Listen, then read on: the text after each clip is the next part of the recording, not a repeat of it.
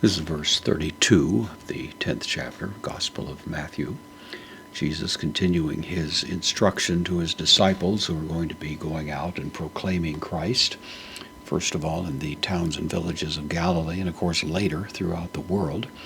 And he is giving them strong encouragement. Don't fear those who can only punish you at the level of your body, but can't reach your soul.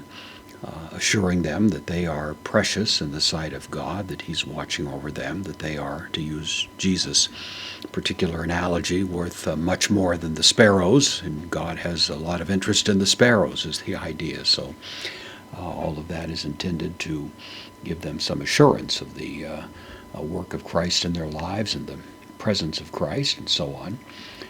Now we have this ongoing statement, which again goes to the task they're going to be undertaking of confessing Christ. So pos, an adjective, means all or every, depending on the context. Hostis is a indefinite relative pronoun.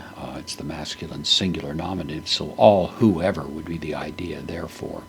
It's very broad, so everyone who or whoever does is the idea. Homologese. From homologeo, it means literally to say the same thing. Of course, it means to confess. That's the idea. This is the third person singular future active indicative, so everyone who will confess. Unusual construction here, in emoi.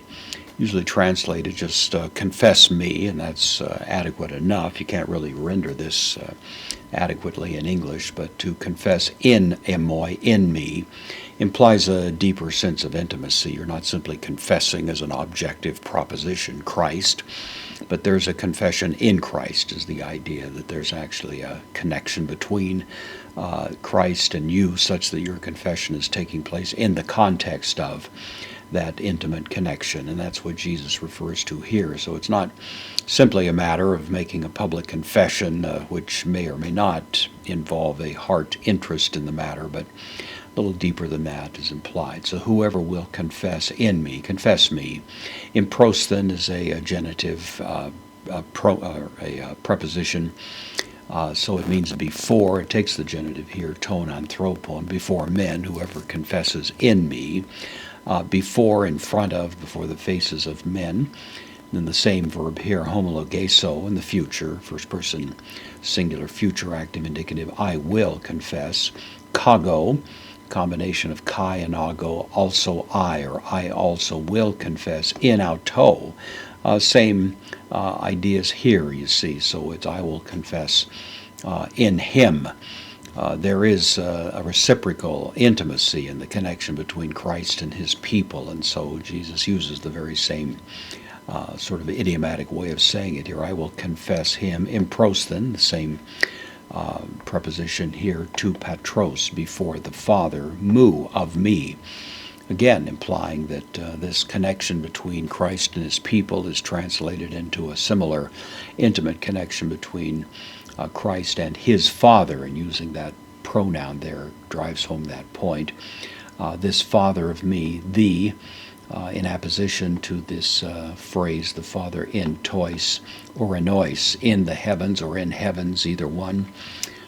Manuscript differ a little bit as to that point. So, of course, this is encouraging these as they go out and may face some rather ferocious resistance in certain places and certain times, that nevertheless they should be encouraged to make this public confession, knowing that by so doing they not only are communicating the gospel, but securing a similar confession that Christ would make before the Father. At some future point of judgment, they will be deemed as those who are the possession of Christ, belong to him, and are assured of their salvation and their status in him.